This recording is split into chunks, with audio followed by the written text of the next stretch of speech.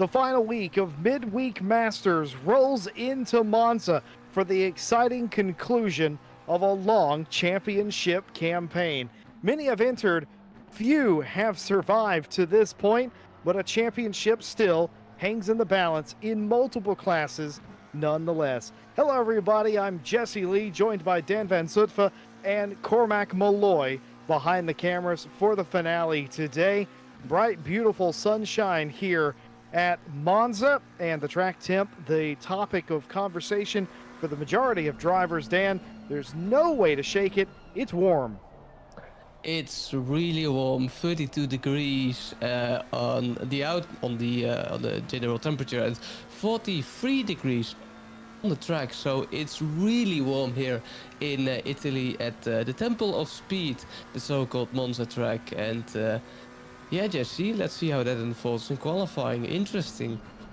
Certainly is going to be quite interesting as well to see how that works out in qualifying, but also in the race. We expect this weather pattern to hold with the almost extreme heat. It's not uncommon for it to get quite warm, 32 degrees C here where we are in Italy, but even still, it's not a popular time of year to be running racing here because of said heat, but that is what we have on tap. Well, whenever we came into the box earlier this afternoon, folks, we only had about 12 to 13 cars on the track. Well, we've got 17 of them now.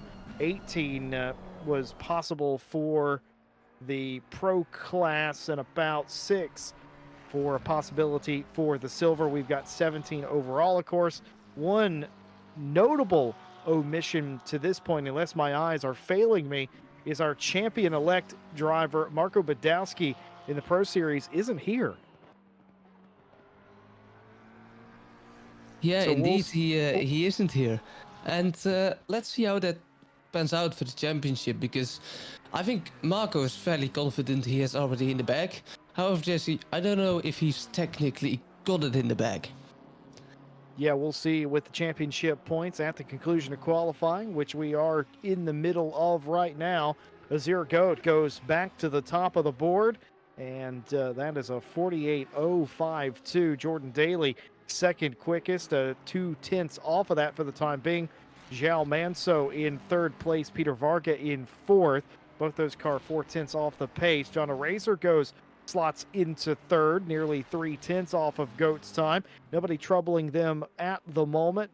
Vander Woude in sixth, Carlisle, Richard Whittle, and Bryn Jones, the cars that have taken time thus far. None of the AM cars have yet to actually set a time thus far, but there is still a lot of time on the clock. Dan, I don't know many drivers that don't appreciate Monza, but what is your take on the circuit?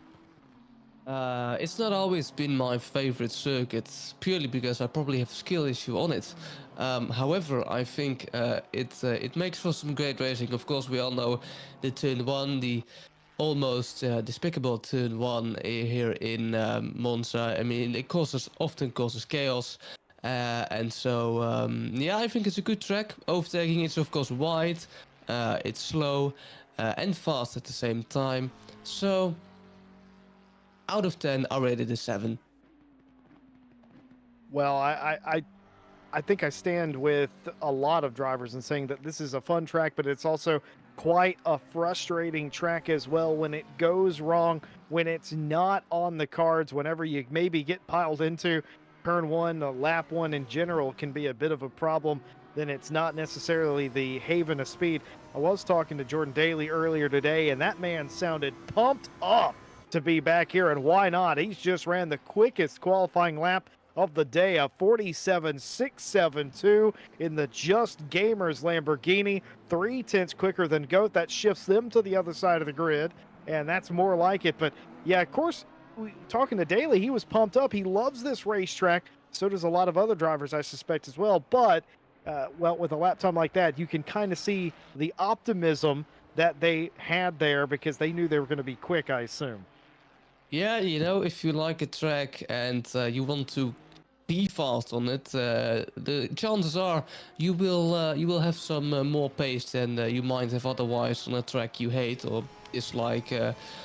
in that sense. So yeah, great to see Daly fighting at the top. Of course, he'd always had the pace. He was always there, but just couldn't really get the result, especially not last time in Barcelona. Tom Shipston goes to second place, and I suspect the qualifying will be really close. Of course, it's a fast track, but it doesn't have many turns. So yeah, let's see what the other drivers can do in this remaining 8 minutes as Mike Redford goes to P4.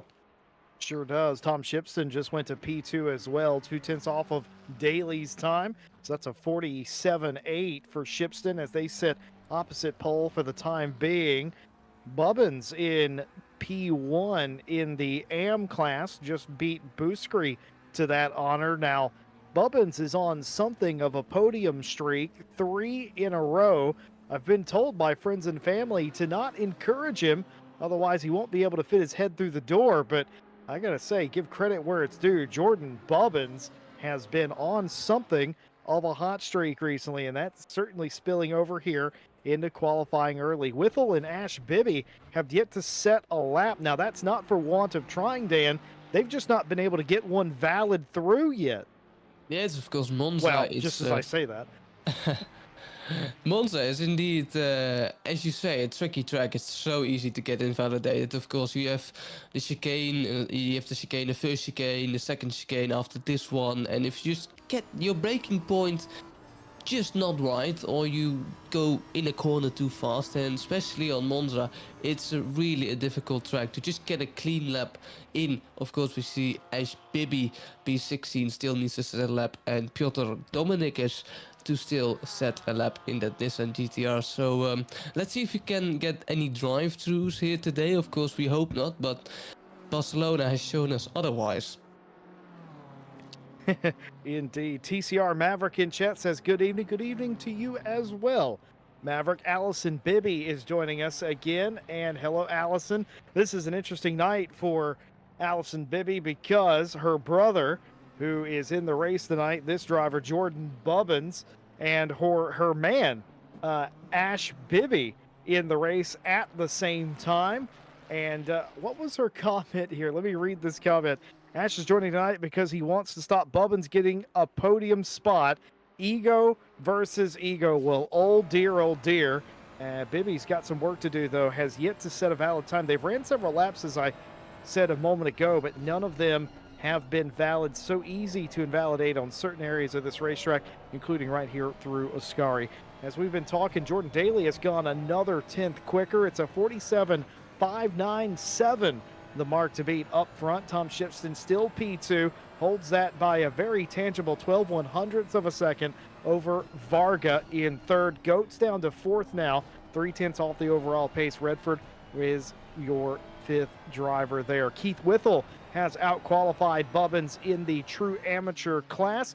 And just a clarification on that, as we've said all season, there's two classes, Pro, which is the white number background, as Ash Bibby sets their first valid lap of the session, and it's a big one. It's a 49.830, good enough to go to the top of the AM class. And the distinction, of course, is if you are a seasoned driver, regardless of your lap time and hot lapping ability, you're in the pros. But if you have less than a couple of seasons in you, you went into the amateur class, which is what the amateur class is actually meant to be for. So that's the two distinctions of the classes. Obviously, more seasoned veterans than newer drivers here. But I gotta say, that AM class has been exciting to watch. Yeah, especially it's been exciting. I think all races, you don't really know who's going to take pole. You don't really know who's going to win the race, who's even ending up in the top three. So it's really a mystery every race what happens with the top three. And it's so fun to see, especially for these, well, let's say inexperienced drivers here in RCI, to see pick up their first podium spots and maybe even a couple of wins and pole positions to their name.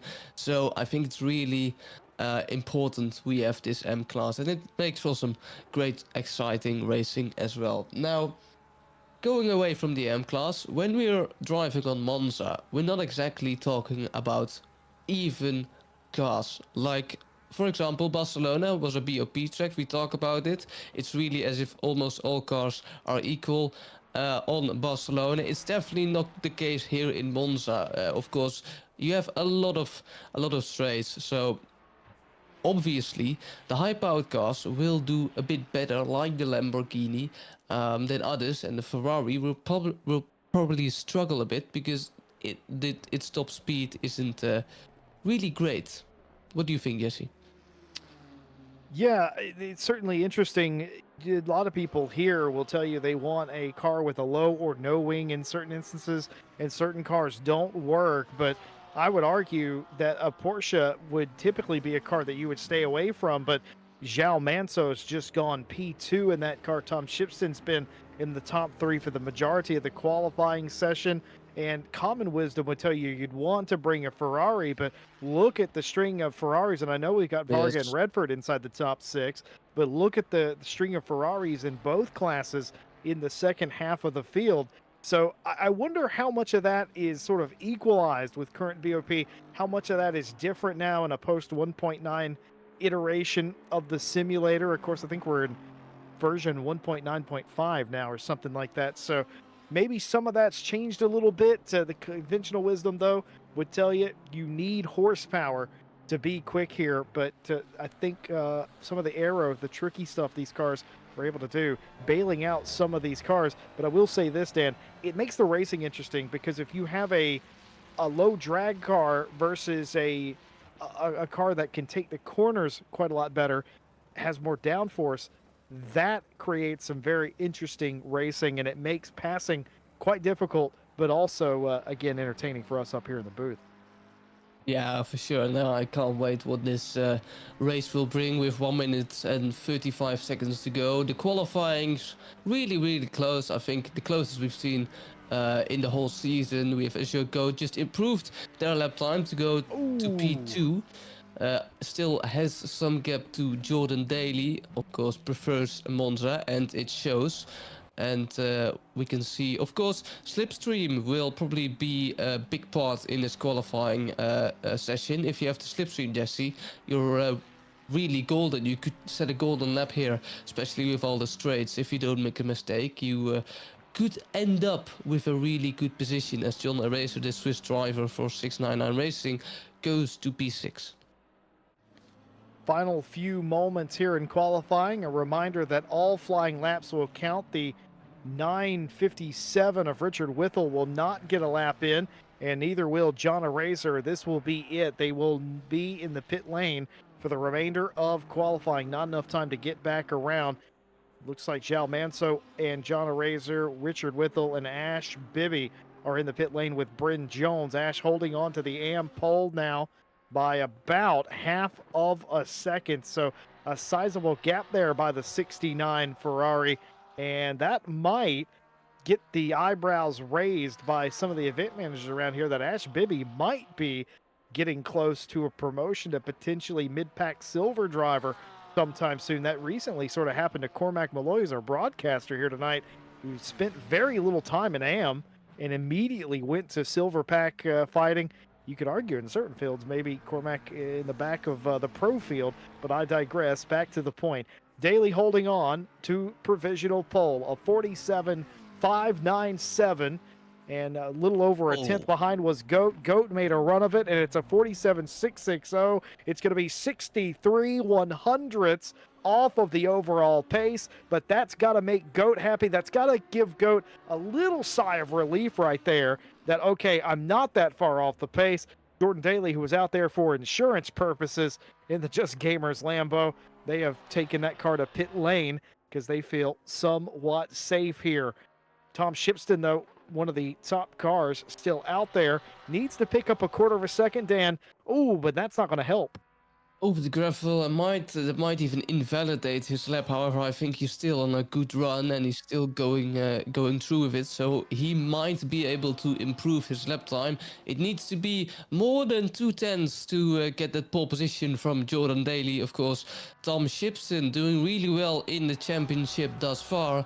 Really Mr. Consistency is his nickname in this championship, and with only one corner to go, we will see if Tom Shipson can possibly even improve his lap time and maybe steal pole position from that Lamborghini driven by Jordan Daly. Last car to get over the line. through the last corner to the finish line. It's a short run and over the line. Will he be able to get pole position? He won't. Oh, man! Oh, wow, that's only a couple of thousandths of Azure Goat, but he gets P2. That was a really awesome qualifying lap. 6/100ths off a pole for Tom Shipston. The top 3 cars qualified in 63/100ths of each other. That is incredible. And what's even more incredible, Dan, we talked about the BOP and some deficits potentially. That is 3 different manufacturers, wildly different manufacturers, who have put those cars that close together. Daly owning sectors 2 and 3. A 47.597, good enough in this heat to take pole. Tom Shipston in the number 60 Porsche for ground zero took the fastest sector in sector number 1. Azure Goat now in 3rd place. They'll line up right behind Daly, 63/100ths off. Behind them, João Manso and Varga, your top 5. Redford, Eraser, Boss, Dominicus, Richard Whittle, Vander Woude are your pro starters in front of the AM field. Ash Bibby on pole in the true AM field. Bryn Jones between them and Keith Whittle at the 157, who's second there. Adam Carlisle, and then Jordan Bubbins in 3rd with Buscri in 17th. Those will be your starters here today. We can see as you go, and I think it was the Portuguese of João Manso who had identical sector 2 times from each other. We can see the Lamborghini is a high-powered car, but he won most of his time in sector 2, so he really did well in the corners, Jordan Daly, and let's see how that pans out in the race. I think Jordan Daly, even that the gap is so close, I think he'd be a well contender for the win here in Monza. Certainly will be. We've talked about this being the series finale. Let's show you how they stack up in lineup here in Monza today.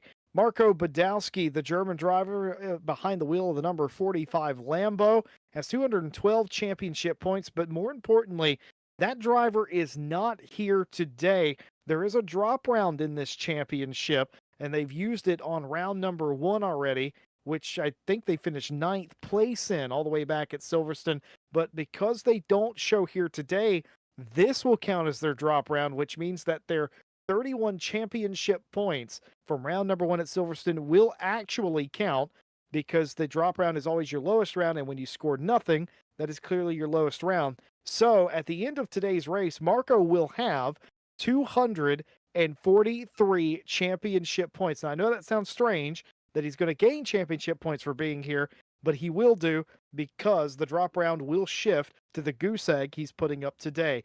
So Tom Shipston with 166 points. He comes in 46 points behind Shipston, but this is how simple it is.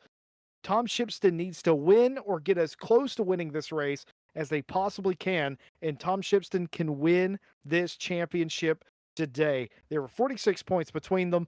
All Tom Shipston has to do is make sure that he scores more than 243 points in this championship. We'll keep you up to date with that. João Manso, I believe, also has a chance to win this championship today, but João would need to pretty much win and have the fastest lap, get all the bonus points possible. Zergoat, the same thing in 4th as well. All 4 of those drivers are still mathematically at this moment in this championship. We'll keep you live updated when we can. Mike Redford in 5th place with 138 points. John Eraser in 6th on 131. A tie for 7th between Peter Varga and Richard Whittle on 93 apiece. Alexander Vander Woude with 88 points in 9th. Martin Foster in 10th place on 84. Outside the top 10, Adam Carlisle has 74 championship points. Bryn Jones on 67. Tom Roberts on 65. Jordan Daly has 55, but has a little bit more now that he's on pole. He may be able to scratch his way inside the top 10 if he has a good day here. Jorian Zutaway with 48 points, 1 point over Phil Elford in 16th. 40 points to Kevin Boss, who's in the field tonight. And Piotr Dominicus has joined us for the finale today. Anybody else in the pro class with a dash has retired from the series. Of course, those are just the pro standings. The AM standings that we've been able to show you on the graphic are as such. Keith Whittle leads the championship today by 20 points over Bernardo Teixeira, and that championship is well and truly alive here in the finale. Jordan Bubbins has an outside chance of winning the champ as well, but it would require Teixeira and Whittle to have some sort of issue here. Mehdi Bouskri has 101 points in fourth, and Hare and Ashbibi, who have joined us at some point in the series, they have no points, but Ashbibi looking to hit a walk-off home run here tonight. Aren't numbers fun, Dan? They can mean anything you want them to be whenever you include something like a drop round in a championship. Yeah, it's really, really interesting, but good for the availability of drivers, of course. Um, when you can't afford to be there all races, at least you have one drop round, and that makes RCI more accessible than maybe some other competitions out there who don't have drop rounds. Also makes, of course, as you say, the championship more interesting, and especially with the Midweek Masters Season 1 final, it makes it for a really interesting championship title decider as well. As we see here for the grid for the start of the race. Of course, this guy, he's called Enzo Ferrari. He once had a quote, let's quote, aerodynamics are for people who can't build engines. Well, for the latest GT3 machinery, this hasn't gone really to plan, especially not in their home track on Monza. So we'll see how the Ferraris fare in Enzo's legacy here today, as we have almost 1 minute till the session starts, Jesse. Almost 1 minute, and it's going to be one of those races where you worry about turn one. The heat, it's slightly unusual. So many racing series, the track is perfect, and it's not something you have to worry about with it being a little bit too hot.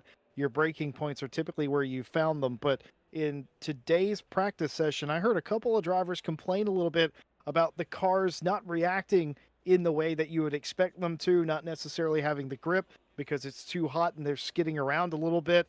Today's certainly one of those days where you've got to be a little bit more careful getting into turn one.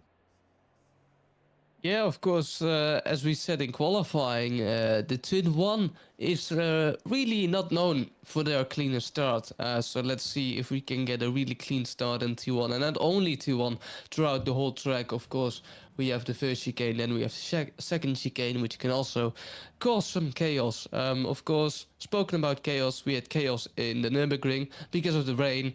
We had chaos last time around in Barcelona because of the night.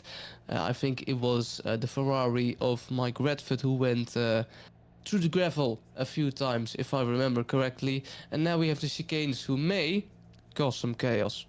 So we'll see, but it's going to be really interesting.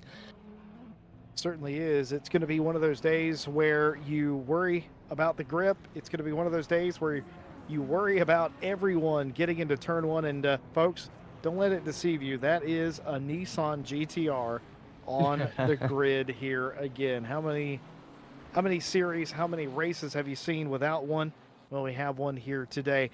Drama on the grid before we even get under green. Your pole sitter in AM, Ash Bibby, has unfortunately disconnected from the grid. That's why there was an empty grid spot as they were sitting there. And here is the 69 back with us. That car qualified on pole, but because they disconnected after quali was over, I'm pretty sure first of all, they are allowed to start, but they will have to start from the rear of the field. You know, Dan, on one hand, you don't get to enjoy having pole position, but yes, on the other hand, you know you're the fastest car in the class, so how annoyed could you actually be? Yeah, well, of course, whenever I qualify on a position, you have either two cases. A, you know you're slower than you normally be, and if that's the case, if case A is the case, then you can almost plan the start in your head. You know, I know I'm a little bit faster, I can take a little bit more risk, and I have to get by these cars as quickly as possible, and I can, because I know I'm faster. On the other hand, if you're on pole position, perhaps maybe unexpected, you might have this feeling, am I able to retain this lead, to maintain this lead, or are the other guys behind me faster? And did they have a bad run? And of course, especially in this track, Jesse, we know how chaotic T1 can be, and P1 and M class in this case doesn't mean P1 overall. So Ash maybe, in hindsight, whatever the start will be happy he started last, because he could avoid all the chaos. Who knows? Yeah, that is certainly a possibility too. We have seen cars, Mike Redford, in fact, who is in the field tonight. They have started from the pit lane on purpose to avoid. Oh. Well, Mike Redford's credit, they've started from pit lane on purpose and on accident before and avoided the turn one, lap one melee. And we put a lot on lap one, turn one. And the reality of that is, though, you can have just as many incidents coming through here, Ascari and the Parabolica, as you can turn one. I often find in races that I'm in, for some reason, the Seconda Variante, the second chicane, is the one that is actually the one that catches people out. And my theory on that is quite simple. You relax after you get through the first chicane, and you get through the Curva Grande, and you start to loosen up a little bit. You start to get into your race, and then all of a sudden you realize, oh, the tires are still under pressure, the brakes are still a little bit cold, and you've made a hash of it by the time you get there. Yeah, especially, I know, I used to come from Gran Turismo, and you can take the high curbs on the second chicane flat out. So when I joined ACC for the first time, I tried to sort of skip over them. Well, it didn't end well, of course. I think I ended with on the barriers flying upside down. But yeah, especially the second chicane is just as murderous as the first one. But Jesse, I think we're coming up to the start. We sure are. Through the Parabolica for the last time at pace speed. We're getting ready to start the final race of the Midweek Masters Championship. We're glad that all of you are with us.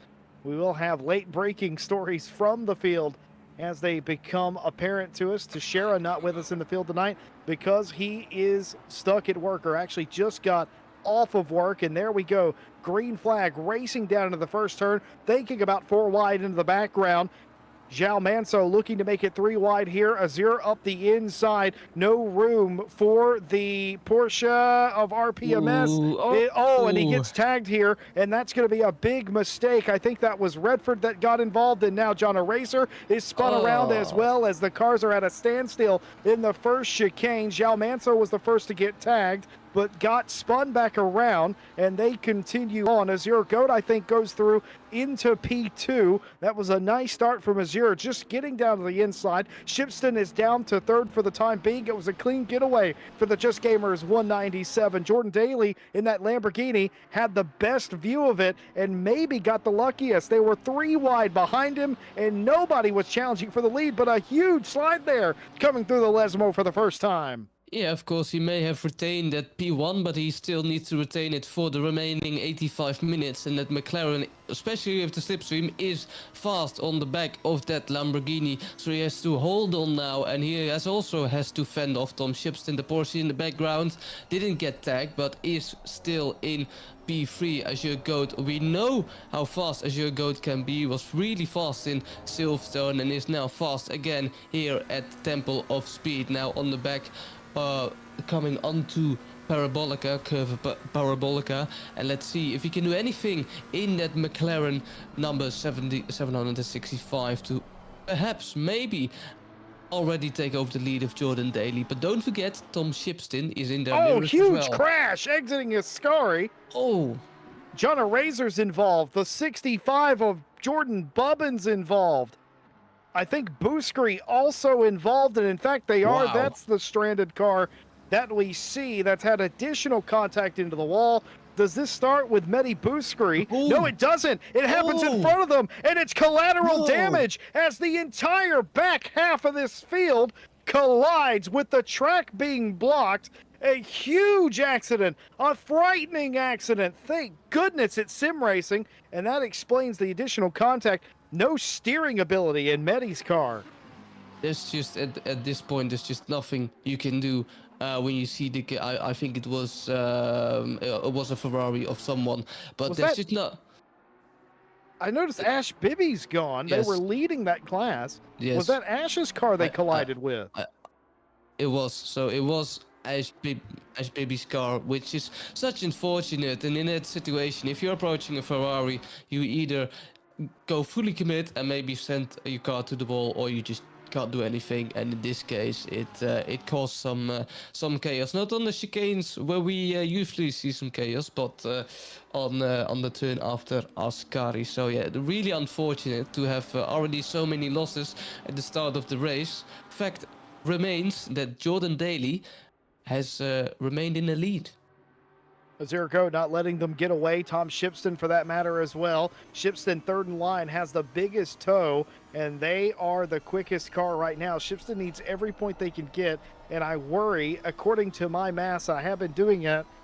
Have been doing the math as you might expect. I think it might be a little bit too big of an ask because of what Badowski was able to do in round one. Getting those 31 points might be slightly too much for them to make up, but we'll see. It will confirm at the end of the race. But for right now, Shipston has to get everything they can. And on that initial start, I thought Goat was in an excellent position to benefit from turn one, and they certainly did, slipping into P2, staying on the back of Daly. I thought Shipston was going to be fed to the wolves 3 wide on the outside, but somehow they're the one that is able to slip through. I believe Redford was the one that made contact with Manso, and it all kicked off quite a bit. So let's reset. Those are your top 3 in Pro. Your top 3, your only 3 remaining cars in AM now. Keith Whittle in the 157 leads over Booskry and Bubbins, and Whittle has basically got the free run of the place. Booskry and Bubbins involved in the incident. They're both into the pit lane. They've been sitting there for quite some time. Heavy damage, heavy repair. Yeah, well, that's a race start for you, especially at Monza. Sometimes you get bad luck, and sometimes you just run away with a good result, or a good possible result, I should say. Of course, we still have 55 minutes to go, so it's not official that Keith Whittle remains in the lead of the M class. But yeah, that's how racing goes for you. Sometimes it's bad luck, and sometimes it turns out the other way. And for Keith Whittle, he really had some luck on his side, as he overtakes, I think that's Brendan Jones for E11. Jordan Bobbins now in P15. I think he just got out of the pit lane, repaired all his damage, Jesse, and is now on his way, just as is Mehdi Bouskri. He has also repaired all of the damage and is now on their way to hopefully race the remainder of the race. Mike Redford in P6. We of course saw him having a small incident on the start, and we have a huge Nissan GTR with loads of powers behind him, and I think that's a really scary sight to behold. Piotr Dominicus going for the old school pick here, and I believe Mike Redford has corrected me here. I don't think Redford believes he was the one that made contact with Manso, and if that is the case, my apologies to the Mike Racing 95 driver, but I didn't quite catch the number of the car that made contact there in turn one, but Redford's protesting that it wasn't him, and I'm inclined to believe him. Hello and good evening to George Smith, my perennial Valentine. Happy Valentine's Day to everybody out there in the world. And just reading chat a little bit a while ago, Allison was saying, do I have to pick a favorite? Well, considering your partner is out of the race, I reckon it's safe to pick Jordan now. Jordan Bubbins, that is, as your favorite. Might have to console Ash after that. A pole position, a disconnect, and now that immediately. Not exactly auspicious the way you would want to start it. Let's flash you back to the start and show you some of the replays. Dan, what did you see here in turn one? Yes, coming on to T1. I think it's Peter Varga who actually Oh, you're absolutely right. Monzo, and I was just about to say, because he has some damage on the nose of his car.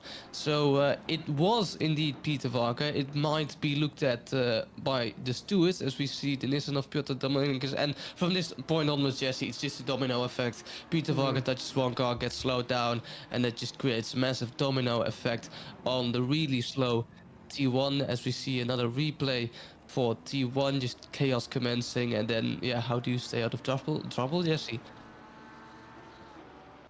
Yeah, just chaos there in turn number one. It sort of broke up the field a little bit, but still had that huge problem in Ascari a little bit later on as well. Ash Bibby in chat apologizing for the others involved in the incident. I assume, without seeing it, that Ash got a little bit too much exit curb of Ascari, or actually went off into the dirt. It unsettled the car. They got sideways and it came to rest in the middle of the racetrack just as two other cars were bearing down on them side by side. And it was a hellacious accident for sure. There's certain days where I'm very thankful at sim racing. That incident was certainly one of them. Richard Whittle here in a battle through the Lesmos. Maybe a little bit of a touch right there. A little door bang and a little side swipe, but the pass made completed nonetheless, as Whittle will take that and drive away. I believe that was on Bryn Jones. Yeah, it's indeed confirmed now. It was an overtake on Brent Jones. And speaking about errors, especially at, I think it was Ascari, that, yes, indeed, after Ascari. Oh, as we're talking about Ascari, is that the car of, that's a Lamborghini. Is that possible Jordan Daly or is it Kevin Boss? It is Kevin Boss. Just dropped some positions. Is doing really well, or did do really well so far. Just got a little bit of a bad entry or a bad exit at Ascari. Don't really know what happened on the grass, and as a result loses some positions to Piotr Dominicus and Mike Redford. Here we have the replay. Just a little bit too much on that curb. And really annoying sausage. And Kevin Boss finds out the hard way, Jesse. Certainly does. Further information on what happened to your AM leader that took them out of this race and sent some other cars to pit lane. They have been battling some force feedback gremlins this evening. I can attest to that. And unfortunately, it held up in practice, it held up in qualifying, but gave out there on the racetrack. It caught him unawares, and that was the start of the drama, was trying to navigate the curbs in the racetrack without any force feedback, and it spun right out, unable to feel what the car was doing, coming disconnected from it. That was certainly frightening and a very frustrating ride. I can agree. Thank you, Ash, for giving us the full report on that. That can't say that I haven't heard that one before. That certainly seems to be a more common issue than we would like it to be, just having force feedback cutting out. In fact, I hope I'm not jinxing it when I say this, but I know for a fact Jordan Daly, your leader of the race right now, was having the very same, well, a very similar issue anyway, just about 24 hours ago. Yeah, indeed. And you know, that's part of sim racing. Of course, sometimes you have a hydraulic issue in real life, which causes some steering loss. Oh, and I see a big crash there in out of Ascara. I think it was Peter a Varga. Ferrari. Peter Varga, indeed. Don't know what happened there, but that didn't particularly look healthy to the car. Or was it actually that is extreme? Coming on to Ascari now. Is it like, oh, it's the same thing with Kevin Boss. Oh. It's a pretty extreme crash, but Kevin Boss managed to keep it out of the wall. Peter Vargas sadly doesn't. It's just, again, on the sausage curb, Jesse, get a little bit too much, and it could ruin your race. Well, this is just frustrating. There was a time and a place in ACC history where the GTR was the king of speed. That may not be necessarily correct anymore, especially if you're in a modern GT3 Evo like Mike Redford is. You don't really want to be racing against a GT3 dinosaur, but that's exactly what's happening. And Piotr Dominicus is racing Redford for a top 5 spot here. Dominicus down the inside of the Seconda Variante. They're going to go in there too wide and just about get away with it. Just enough room left. It's contact there. And here comes Kevin Boss looking for space. There's not as they come into Lesmo 1. Piotr's going to have to get back in line. He does for the time being. He wiggles a little bit. Here comes his teammate, Kevin Boss. He thinks better of it. Into the second Lesmo. He falls back and allows the battle to play out. Excellent defending there by Mike Redford to keep the big GTR behind them, and kind of, in a way, also respectful from Kevin Boss to back out of there and not make that a bigger issue as they all go single file for the time being. But I wonder how much longer Mike Redford might be able to hold back that Nissan.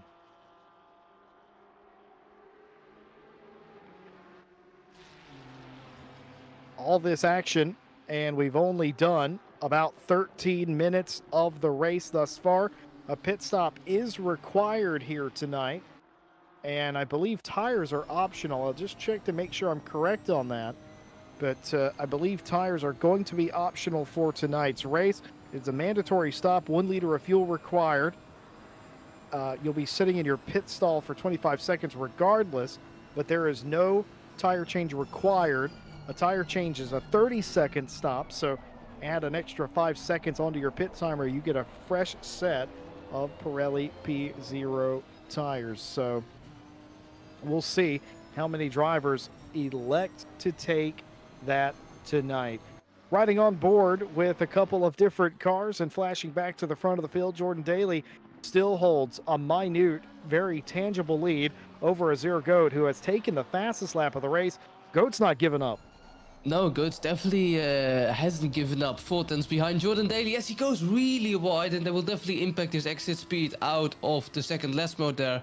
However, it doesn't really seem to be any threats to make a chance that Azure Goat can attack the leader in the current race, and maybe he can sooner or later coming out of Ascari. It's really easy to make a mistake here, as is shown, as Azure Goat goes really wide, and I wonder if we will see any track limits in this race, because it's really easy to get one, especially here at Monza. We saw it in qualifying with a lot of invalidations, so let's see if that would cause some trouble to the end result of this race. Mike Redford still being chased by that big GTR of Piotr Dominicus, as he's just reeling in that Ferrari on the straight. It's incredible how much horsepower that Nissan GTR has, and let's see if Piotr can take advantage of it. As I wanted to say last time, Kevin Boss knows how to pick his battles, really has fallen off this little group, and maybe has almost no chance to overtake Piotr or Mike Redford, but of course we still have a long way to go. Piotr Dominicus trying to get to the inside here, but he just can't make it.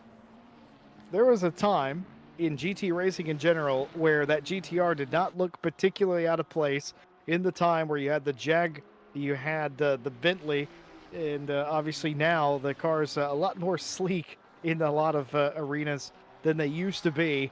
And it's just something hilarious seeing that GTR hustle around here, matching the pace of a brand new car. And of course, there's not a whole lot of difference between the two of them.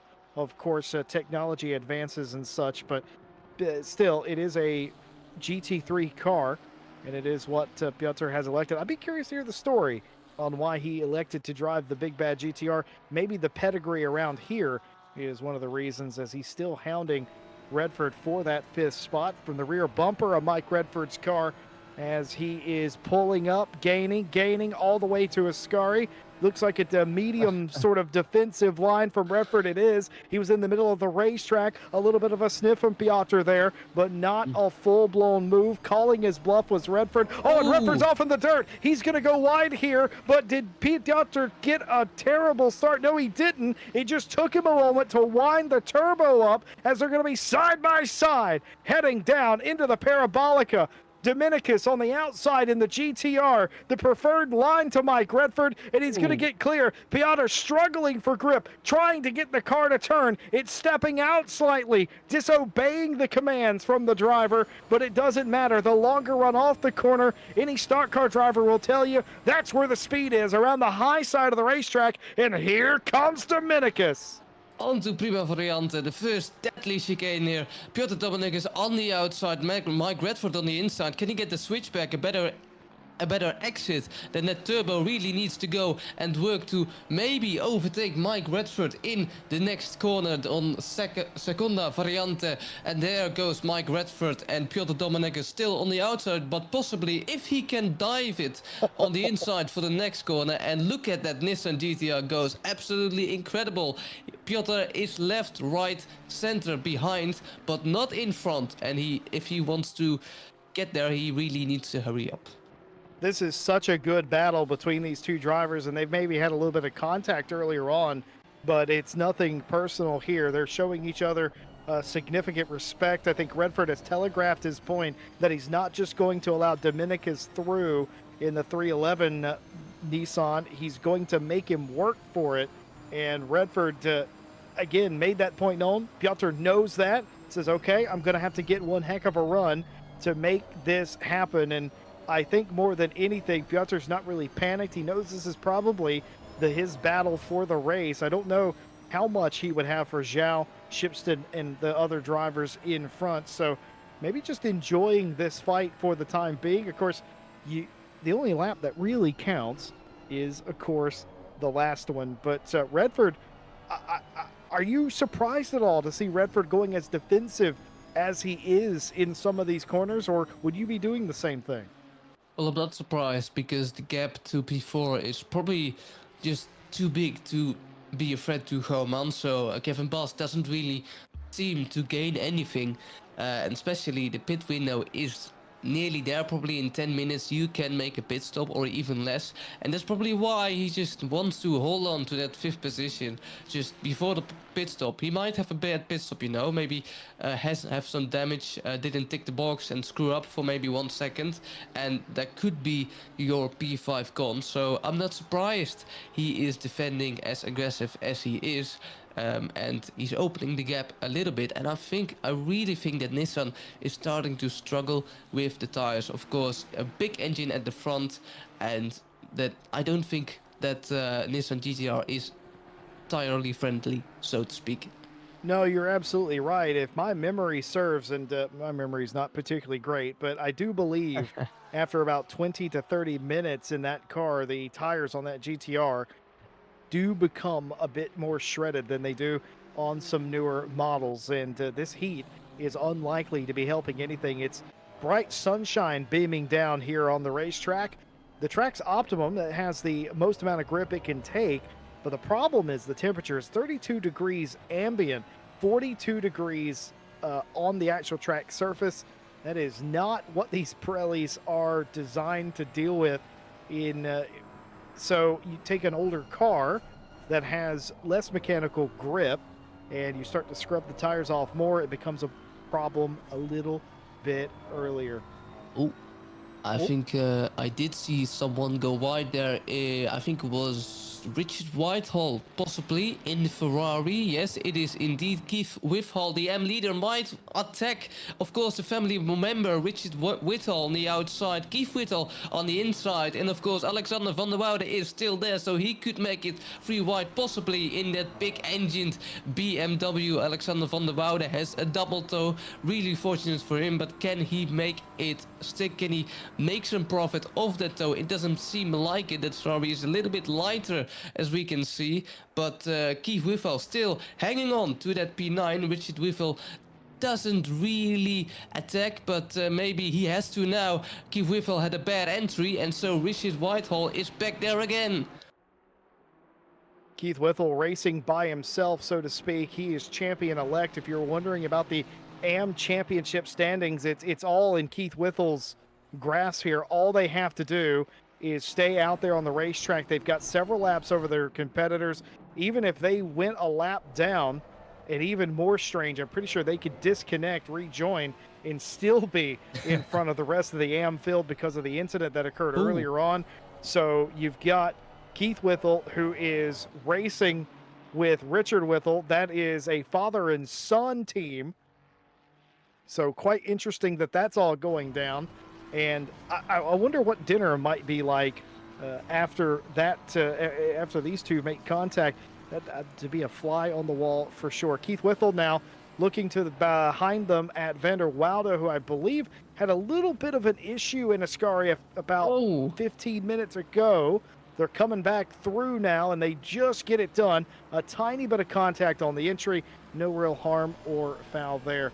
Harry Conway's joined us in chat, the 3-time Night Owl champ, and little birdie told me that Night Owl Season 17 starts this Saturday night, and Mr. Conway is driving for a 4th championship.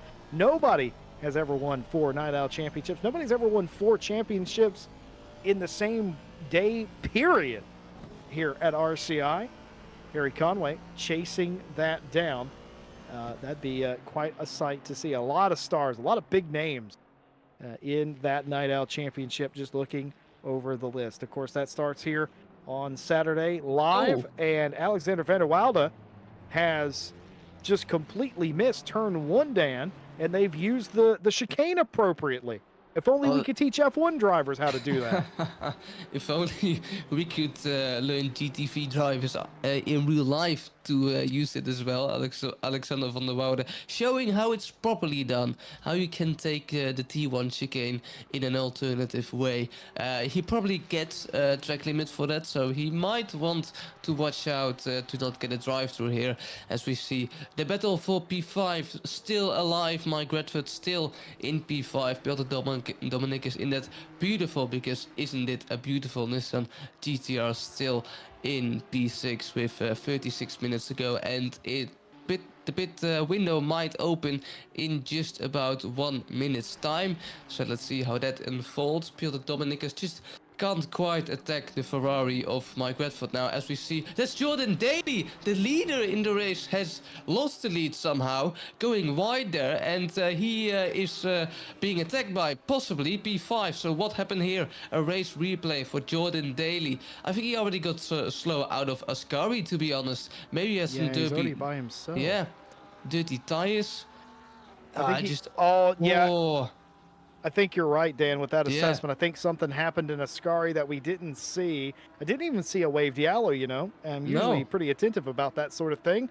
But I think you're spot on. I think he went for a trip through the sand and tried to go through the parabolica at speed, and the tires were still quite a bit dirty. So Jordan Daly, your pole sitter, has lost the lead of the race for the first time today, just a few moments shy of the pit lane opening for mandatory stops. Mike Redford hits the dirt there in behind Jordan Daly. That's going to allow Dominicus up to the inside for the first time in Lesmo 1, and he's going to get the pass done for Wheelie Slow. That GTR up into P5, a distracted Mike Redford for a moment.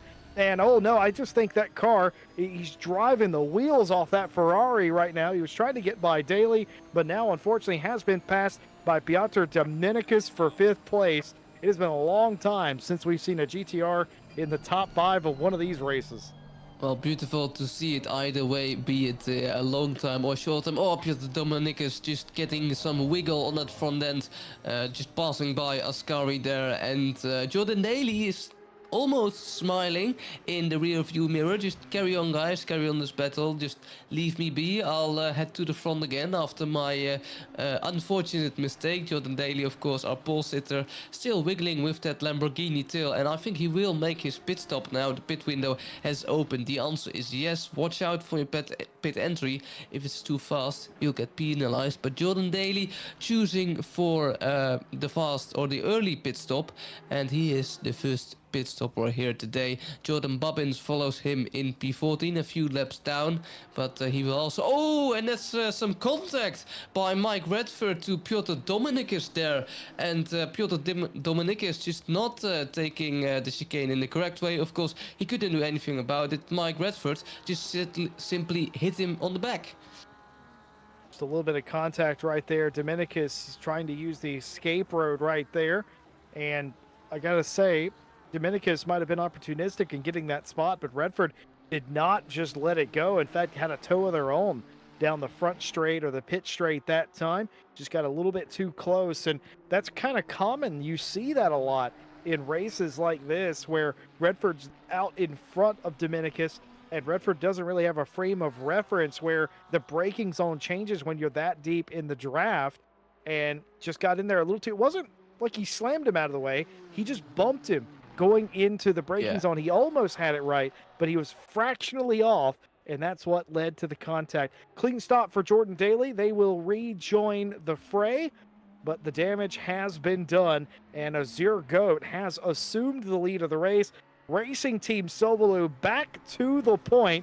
The patience for Azir Goat and Sovalu has paid off again. Yeah, Azir Goat just as we said in the last couple of races, almost the whole season, you know, as you go, such bad luck, had bad luck in Silverstone and had bad luck, plenty of bad luck in the other races as well. So as you say, Jesse, patience finally has been rewarded if he manages to keep it this way. Of course, we still have 32 minutes to go, but if Azure Goat wins this with his consistency, because let's be honest, he can be a consistent driver, it finally pays off for a deserving win. But as mentioned earlier, we still have 32 minutes to go, and hell can still break loose here at the Temple of Speed, as we see Brent Jones making his pit stop, making his pit stop in P7 here. 7 minutes till the pit window closes, and the majority of the field still needs to do their stop. Sure does. Bousquet in this time as well. In fact, they were technically in a lap prior to when Bryn came in, simply because Bousquet is several laps down. The lead 7 cars have yet to make their pit stop. Bryn, of course, in between them, but Van der Woude, Carlisle have not done their stop, and I don't believe they came in this time, so they are still out there. That will mean the top 7 cars have not pitted, and the question will be, and as it always is in this championship, do you take tires or not? And the question will be based on, well, the answer will be based on how much damage you've done to them thus far. I wonder if Goat won't take tires because they look smooth and calm and cool as a cucumber. I don't know if they will need to take tires. Of course, we'll take a look at the data after the pit stops are complete. The leader of the race is Zero Goat into the pit lane to the attention of the team. Didn't look like there was any drama getting in. Tom Shipston will inherit the lead of the race for the time being. They've only got 5 3/4 minutes to get these stops done. It is only a 10-minute window. They have to take 1 liter of fuel, and they have to be stopped in the box for a minimum of 25 seconds. They are not required to take tires, but if you do take tires, your 25-second stop turns into a 30-second stop, and some drivers at this point with the heat, Dan, they might seriously be considered taking the new boots. Yeah, I think a prime example of someone who will be taking new boots is Piotr Dominik. Of course, we saw him struggling earlier on, and maybe, of course, Jordan Daly after that spin. I think it was an accident in Parabolica there. He probably wanted to take new tires as well. Of course, the downside to that, it's Monza. You don't have a lot of turns, so you really need to work your tires to get temperature into those tires, because of course we have lots of long straights, lots of slow corners. It's really difficult to build up the temperature and to gain some advantage of that undercut.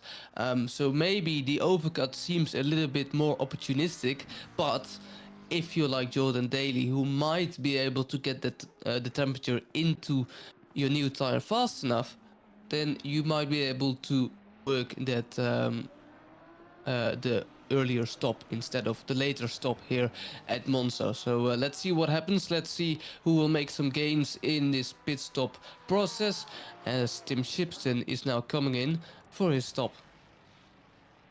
George Smith in chat has mentioned that, you know, it is Valentine's Day after all, and that might explain some of the bumping and grinding out there on the racetrack. And nice to know the drivers are in the spirit of the holiday, I suppose. An Uwu in chat, a rogue Uwu for a Zero Goat, no doubt. And Mike Redford, our drivers here are dually talented. They can do interviews and drive at the same time. Mike Redford's told us that they were right behind Manso for 3rd or 4th place, and then they had a moment or a couple of moments in Ascari, and that's what threw them into the clutches of this driver, Piotr Dominicus, and that's what started that whole fray. And that tracks, Dan, doesn't it? How many cars? I'd say half the grid at this point has had issues in Ascari today. Yeah, it's just such a difficult corner. That's because it's a sensitive corner, you know. You have the little curves on the inside, and it's a really fast corner. So especially in these conditions, Jesse, if your tires are too hot and you're overheating, it's really difficult to just have some oversteer, overcorrect too much, or just to slide and maybe miss the apex of the next left-hander. Who knows what hell can break loose if that happens, you could lose your car, put it in a wall like Peter Varga, or save it like Kevin Boss, for example. But really, really sensitive corner there with, of course, GT3 cars. They aren't the most planted cars of all. So I'm not surprised there are some mistakes. There are being some mistakes made in that particular corner and on the rest of the track, as well as Piotr Dominicus heads out and has finished his stop and is now, I think, behind Jordan Daly. Am I correct? That's 100% correct. On the scoring tower, when they came around, Daly was still in, or Daly wasn't in front, but of course, the length of the pit lane and getting up to speed, a bit of an issue. So that has Yeah. allowed Daly to get back out in front, which is where he would have been prior to the stop. Anyway, I can tell you, Azir Goat was half a second quicker on and off a pit lane than Daly was. And that kind of also tracks because it looked like Azir was a little bit on the edge closer than Daly was. Daly was, I wouldn't say tentative, but he was just sort of apprehensive. He was just a bit more easy in the pit lane. I feel like Goat was in full attack mode. Final two cars coming to the pit lane now. João Manso, who has assumed the lead into the pit lane. Kevin Boss, the second wheelie slow car. And I could swear that is a different wheelie slow livery, a very shiny wheelie slow livery on that Lambo. Yeah, And it's not the pastel one that we're used to, is it? no, it has some gold on it, really shiny for this, I guess, final round in the Midweek Master Season 1 Championship. Of course, the first Midweek Masters Championship on RCI ever. And yeah, great livery choice for Kevin Boss and the Wheelie Slow Racing team in general. As we also have some anime liveries, of course. João Manso, the Portuguese, driving it all season long, if I remember correctly. Love to see it as well. Just running in P3 currently, just behind Tom Shipston. Let's see what the Portuguese can do. Also quite consistent this season. Haven't really mentioned João Manso a lot. And that's probably a good thing, because if you don't get mentioned a lot, you either drive really consistency in no man's land and get some good results, instead of maybe having issues and some crashes here and there, like Azure Goat had in Silverstone. Of course, he's still leading the race, P1 with 25 minutes to go, and if he does so, it will be his first win of the season. Certainly will be. And just an anecdote on what you just said there, Dan. I've had drivers literally come up to me and say, "Hey, I don't want to talk to you unless you're interviewing me after I win this thing." And drivers are fickle creatures. They're superstitious in certain situations as well. But that just reminded me of being told, "Don't talk to me unless I've already won the race." And they're probably not that way. Probably enjoying their race thus far. They got up to P2 quite easily. They would have been ever so slightly disappointed in qualifying. I think you and I both would have had them on the front row, and they weren't, but they were able to work third place into P2. And with Daly making their own mistake, Azir just, I mean, you can see just no drama in the cockpit at all for Racing Team Sovalu. That is a car that's handling well. That's a very confident race car driver, very quick as well with the fastest lap of the race. Shipston's nearly 8 seconds behind them now and not getting any closer. It's all coming up Goat. Yeah, I mean, he also doesn't have to push. I think if you're in this position, you're 7 seconds from the lead, from the lead. I don't think you probably feel any pressure, but if you know you're just on the same pace, you're probably just managing it. You know, you don't have to run away anymore. You can just stay consistent, drive smooth, drive carefully, especially in the next corner where you can make a mistake so easily, and just, you know, almost cruise, just country roads take me home, almost sort of vibe. You can just drive home. I'll start singing the song. Don't do that. I'll keep it in mind, Jesse, for future broadcasts. Do you want to get content ID'd? Because that's how you get content ID'd. Folks, now's a great time to mention that we've got an excellent slate of races coming up here on RCI TV. And as a general reminder, you can join any championship we do here mid-season with a mid-season sign-up. You don't have to wait months for a new championship to come around. If there's a race you want to be involved in or a series, and you may think, oh man, that ship sailed, it started 2 weeks ago. We don't care about that. Sign up, get in the race. We love to have you on a race, on a broadcast in the near future. Of course, tomorrow, Dan and myself will be back with you for more racing in the iRacing IMSA series. We're at the Glen, upstate New York, for round number 4 of that championship. And man, VIR was a tough one for the drivers, a very frustrating race for some. A lot of teams hoping to rebound this coming week. It looks like Piotr Dominicus has been caught and hit in the rear by Mike Redford there, slow exiting the corner. Redford gives him a boot, and they all continue somehow, but these cars are starting to show a little bit of damage. Yeah, indeed. And just to add, Jesse, to our upcoming races here at RCI, of course, if you're a fan of Monza, we still have round 4 in our GT2 Friday championship coming up.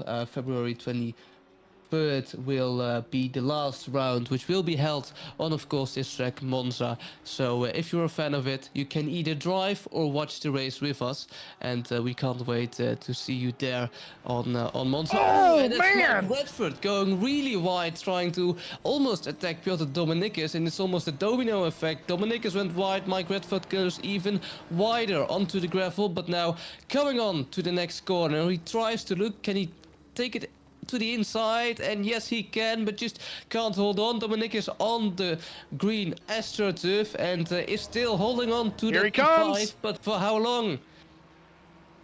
For the moment, it looked like Mike Redford was going to have the run, and in fact, he did, exiting Ascari, but the horsepower in that Nissan GTR just about keeping him at bay. He pulls up to the outside, another little bit of contact here in the Parabolica. That's going to do nothing but lose him time. These two drivers are doing everything except wrecking each other, and I'm going to go out on a limb and say that there won't be a report from either driver here. This is two drivers fighting over fifth that are absolutely taking it to one another.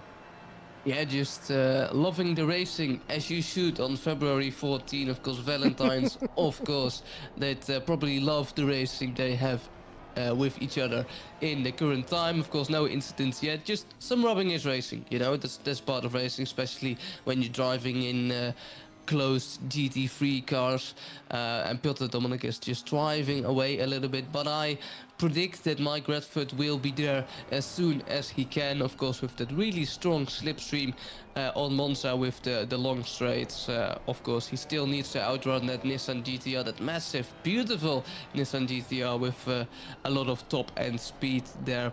A lot of front straight line speed in general, as Piotr Dominicus goes a little bit wide, and I don't really think we will see any drive-throughs, because with the amount of almost wide goings there have been, I don't think we'll see any track limits at all, Jesse. Well, let's hope not. Let's hope that they keep it between the white lines and keep it on the island. And right now they're trying to do just that. It's a huge lunge here from Mike Redford, and he just about parks it in front of Piotr Dominicus in Ascari, and the position has changed hands again. Mike Racing 95 with Mike Redford behind the wheel, back out in front in P5.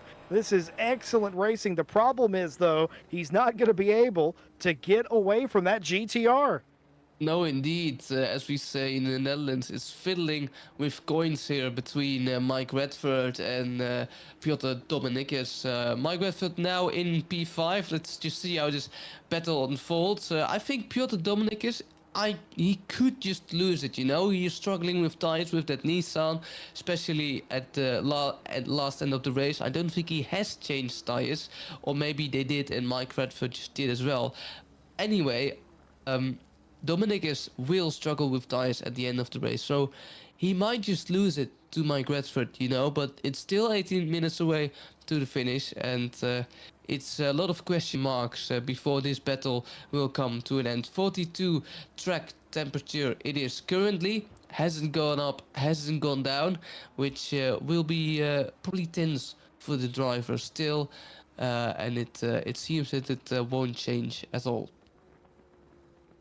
Well, I just said that I don't think Dominicus was going to get lost in all this, but just as I say that, Mike Redford has pulled out a little bit of speed here and has been able to gap him enough that the draft effect will be certainly less and almost non-existent. It's 7/10 of a second thereabout that you need to be in a range of to have a decent sniff of the draft, and that's about where Dominicus is.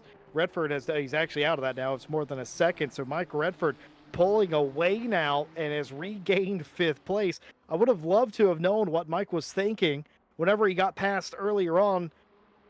A lot of times as a driver, what you think is, oh, well, I got past, I'm never getting that back. But we know the reality is not quite that grim. And Yeah. Redford able to battle back after the pit stop and get that spot. Newt's made a Valentine's reference in relation to the contact here that I can't repeat, but you can read it because I'm not deleting it. It's right there. I find it quite humorous. I just can't repeat it on the broadcast. Very funny, you. Um,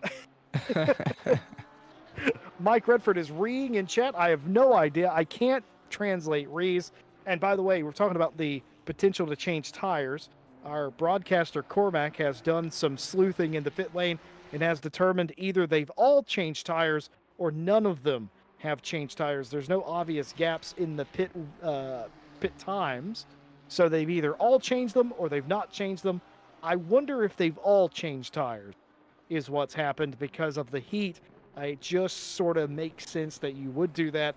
Take the 5-second penalty. Usually you'll make that up throughout the course of the run anyway. So cheers to Cormac for providing us that little bit of telemetry. Well, we talked about the iRacing stuff live here on RCI TV tomorrow night. You talked about, Dan, the GT2 Championship continuing on Friday as well, also live here on the channel. And I mentioned earlier on in the broadcast that Night Owl Season 17 starts this Saturday night with myself and Ted Edwards on the call of that. And you're not going to want to miss that. We've got a driver going for an unprecedented fourth title. We've got Jordan Daly, I believe, is trying to tie Harry Conway for 3 titles as well. Of course, Daly won 2 in a row a few seasons ago, trying to get back in the championship form. So a lot of that, a lot of names rather besides the usual suspects. I believe Redford is there, Racer's there. Again, a lot more besides. You're not going to want to miss that. Our slate for the next several weeks, we'll have a broadcast on Thursday. We'll have a broadcast on Friday. We'll have a broadcast on Saturday. Amazing to be able to watch so many sim racing content, I should say, in RCI for not only this week but the following weeks as well. And that just shows the wider range we can will broadcast, and the competition we will make to let drivers compete and enjoy sim racing as sim racing should be enjoyed. Of course, it's an amazing thing. Sim racing we have keeps fellow watchers of the sport into the sport as well. And sometimes you even get a sim racer transitioning to real racing as well, which we all would be supportive to see. Keith Whiffle here driving in P12, the M leader. Still, I think almost for the entirety of the race, he has been leading M since the start, and he's doing still so now. And with 40 minutes to go, it's hard to say. With Booskri down in P2 with 2 laps behind, he'd give away the M lead in this Midweek's Master Season 1 Round 5 race. And here we can see still the beautiful livery of Keith Whiffle. As we are still with 14 people remaining, I think we started, if I remember correctly, Jesse, with 19 people.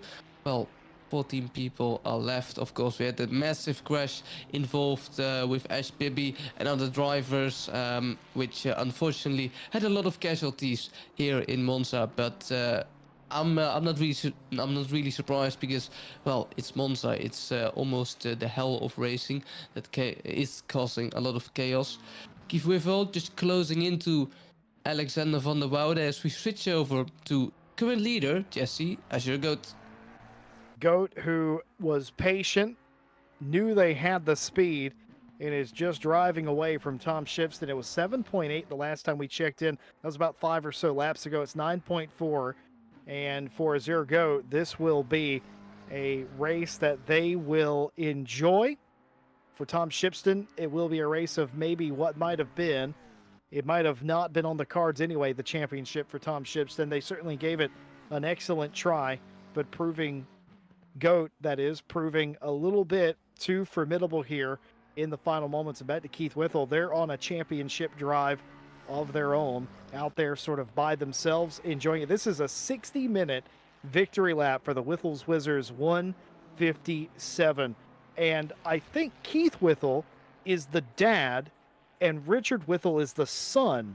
I think they will correct me if I'm incorrect about that, but I think Keith Whittle is the dad. So this is the father winning the championship, I'm pretty sure. Hey, while we have a moment and before we get too close to the checkered flag here tonight, just want to thank our partners that make this race and every race possible. Starting out, of course, with Fanatec, the leader in direct drive sim racing hardware. You can check out the bundles available on their website, fanatec.com, by using the affiliate link in the description of the video. Of course, AK Esports helps us with servers and our other ventures here. They certainly helped us with our esports series this past year. More information about maybe a return of that coming up at some point.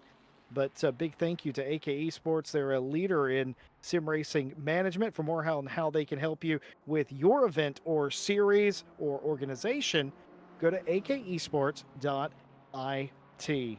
Driver 61 is a great place to go if you're looking to improve with your racing skills. They offer one-on-one driver coaching and full-on racing schools. And it doesn't matter if you're trying to get more consistent, get more pace, or learn how to hot lap like a real pro.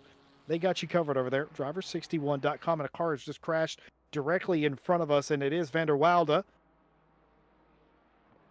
Yeah, the Dutchman Van der Woude, Alexander Van der Woude, of course, in the BMW. Crashed so hard the car turned off. Oh.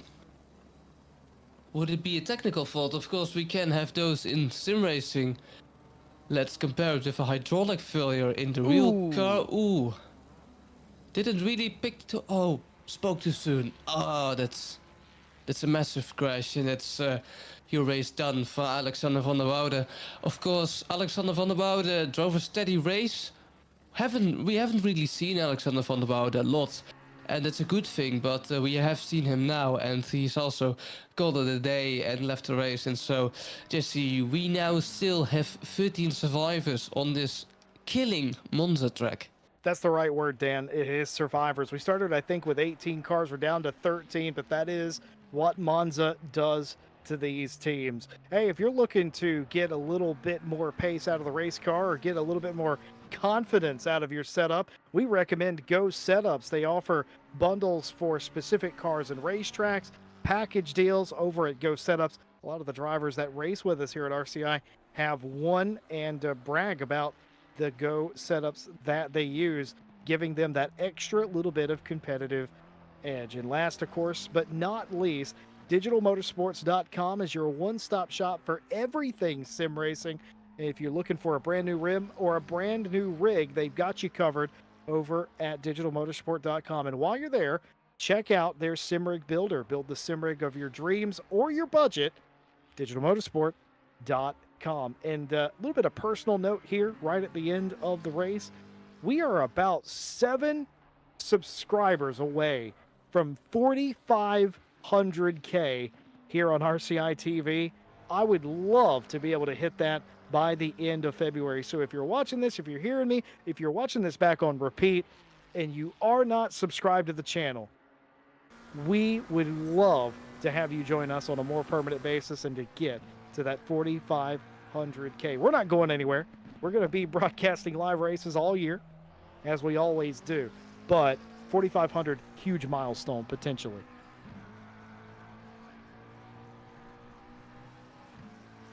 Well, final 8 minutes of the race. It's just gone after 3 p.m. in sim time here at Monza. And if you've joined us now, man, you have missed a race full of collisions, drama. Both pole sitters in both categories have experienced significant drama in today's race. The championship has taken a a solidifying sort of mark here late in the going as well. And it looks like Van der Woude has joined us and has told us what caused their incident. Sometimes in Ascari, exit curbs aren't a bother. Once in a blue moon, they turn you into the space program. Yep, that is true. You can high center yourself on that curb, on any of the curves, really, the inside one or the outside one. And sometimes you skate over top of it and it's fine. Sometimes it bounces you in the air like a pogo stick. Three-time Night Owl champion Harry Conway says, it do be like that. And I echo that sentiment. It do be like that. Quite strange indeed, some of the curves. We orbit around Azure Goats Racing Team Sovalu 765. The time-honored tradition of knowing when a broadcaster's bored because they're breaking out the the drone camera. What I'm confused about is who gave Cormac a drone camera capable of 185 kilometers an hour? Who would trust him with that? Good question. Really good question. I would have no one to honestly think about Jesse.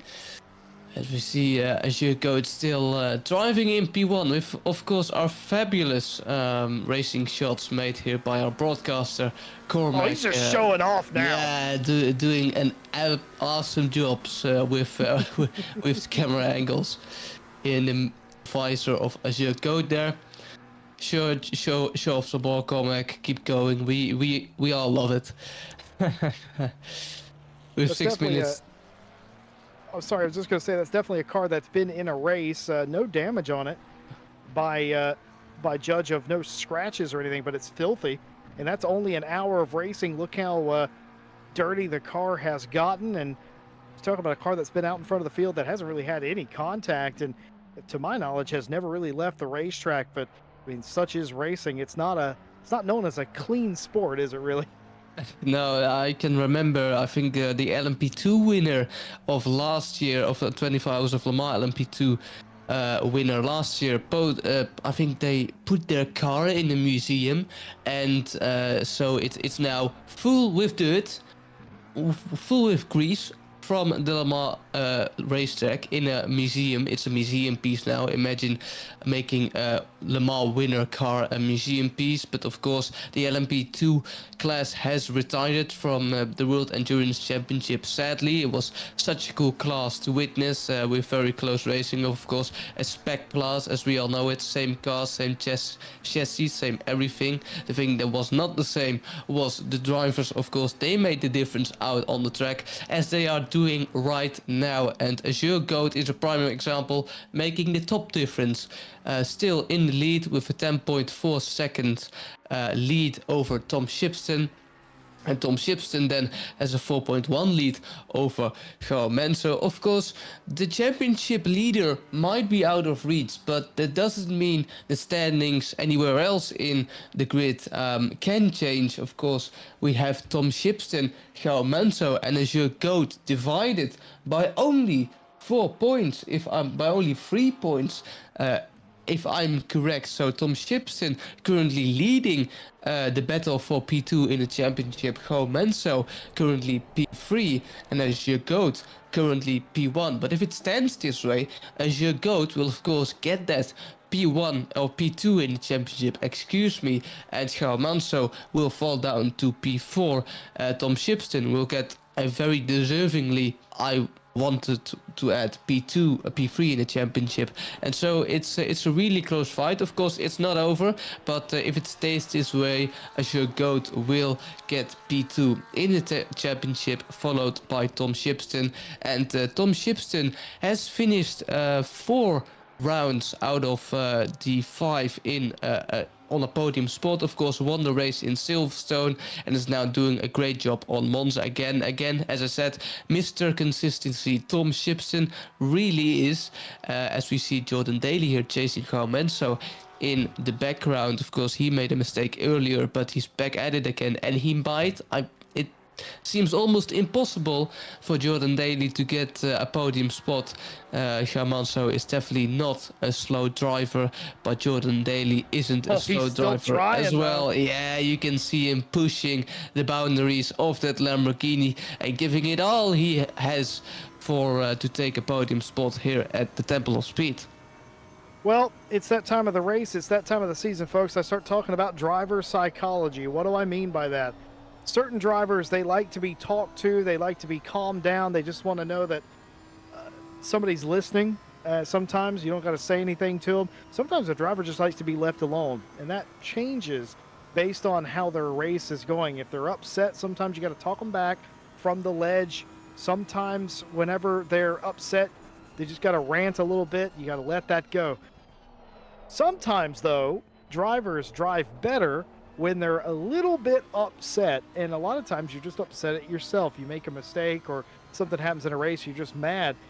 I can tell you, a lot of drivers that I know do drive better whenever they're a little upset. And it is funny how you can find that extra little bit of pace because you're trying to compensate, trying to make up for a mistake. And you can see Daly is trying to chase down Manso. Yep. It was 3 seconds was the gap the last time through. It's down to 2.3 now, though. I suspect it's slightly more than that now because of the way that they went into the Seconda Variante. But some drivers, Dan, they like to, well, they don't like to drive mad, but they drive a bit more aggressive when they're mad, and you can't really get that out of a happy driver. And I'm not saying I've intentionally upset a driver of mine in the past to get him to drive faster. I'm merely saying that sometimes it works and is required.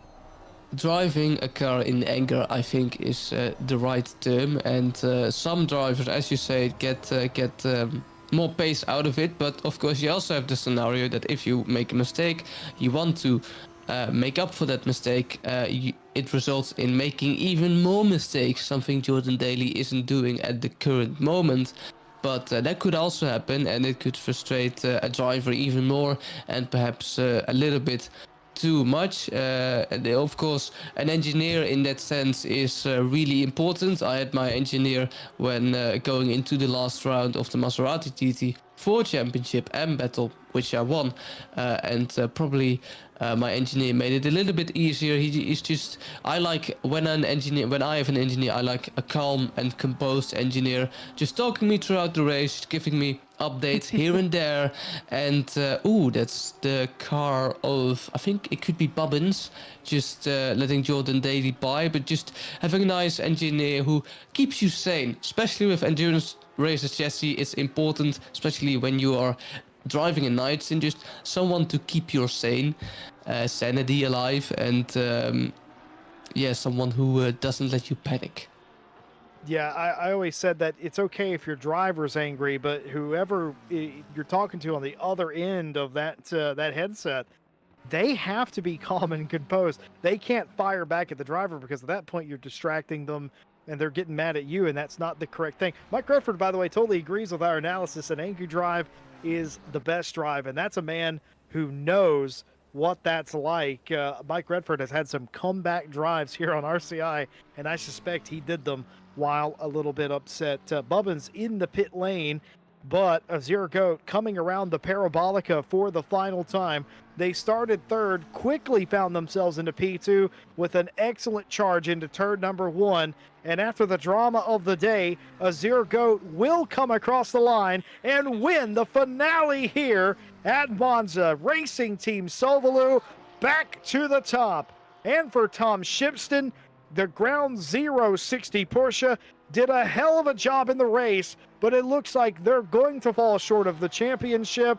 And João Manso, the very same. They will complete the podium. RPMS in third, of course. Daly across in fourth.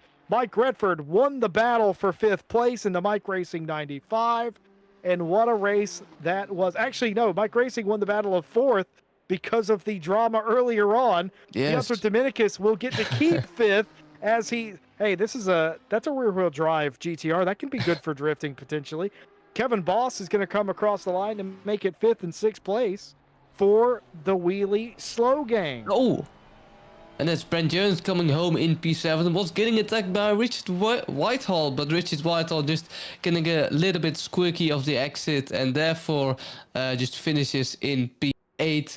Adam Carlisle in the Aston Martin with, of course, the beautiful sounding V8.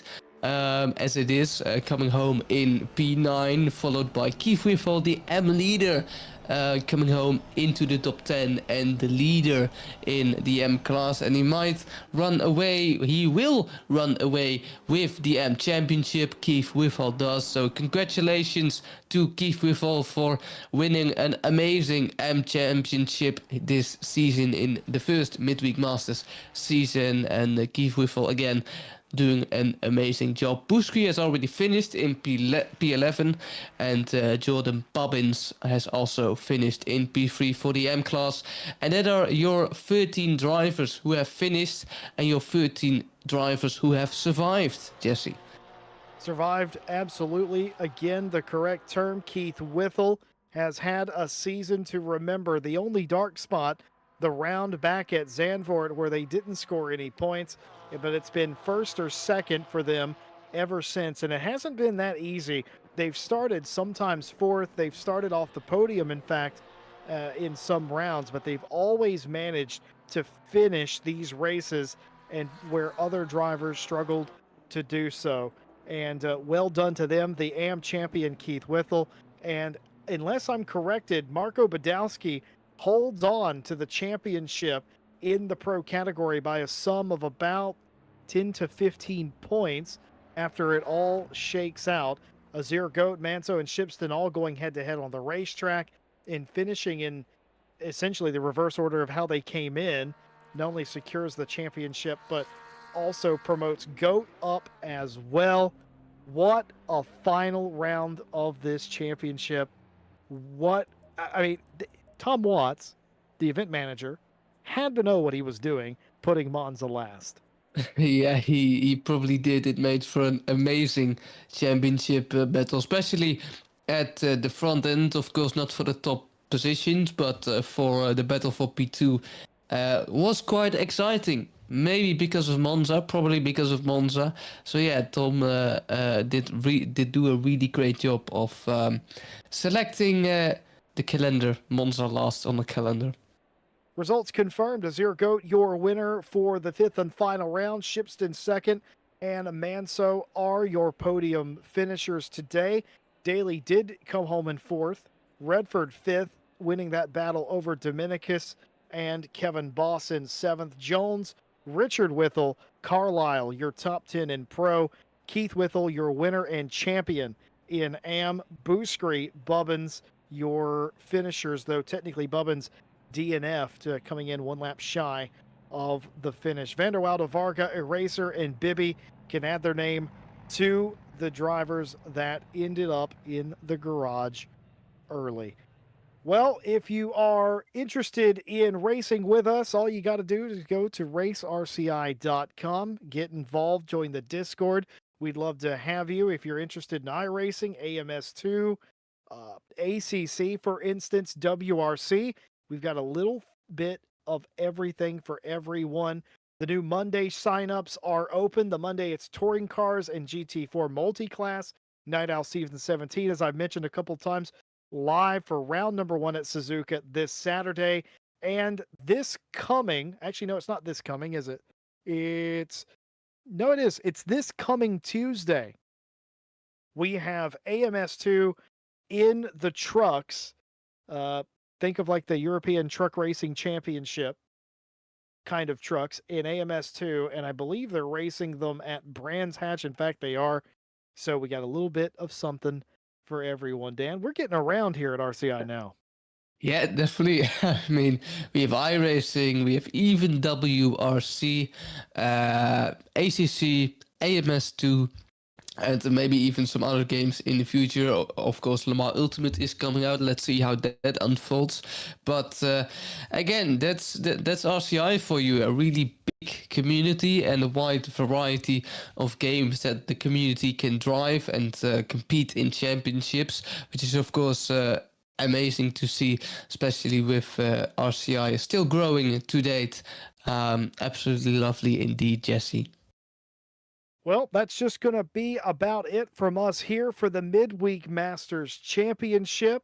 Got a whole slate of stuff for you for the rest of the week, but we thank you all for joining us here today. We appreciate you liking, subscribing this to the stream. We enjoy interacting with you in the chat. You were quite humorous today, as you so often are. We appreciate all of you being with us. On behalf of everybody here at RCI, I've been Jesse Lee, joined by Dan Van Zutphen and Cormac Malloy behind the cameras. We'll see you tomorrow for iRacing, but until then, take care of yourselves. Happy Valentine's Day, and have a good night.